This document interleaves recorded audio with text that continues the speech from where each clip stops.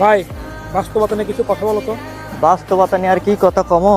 আচ্ছা, পয়েন্টটা কি? এখন কি খাচ্ছি তুই? চা খাচ্ছি। চা। এই চা আমরা খাচ্ছি, চা খেতে অনেক সুস্বাদু, তাই না? হুম। এই যে দেখে এই চা খাচ্ছি, কাপ খাচ্ছি ওয়ান টাইম গ্লাসে। এখন এই চা খাওয়া শেষ হয়ে গেলে এই গ্লাসটা কিন্তু আমরা ফেলে দিব, এই গ্লাসটা কোনো কাজে আসবে না।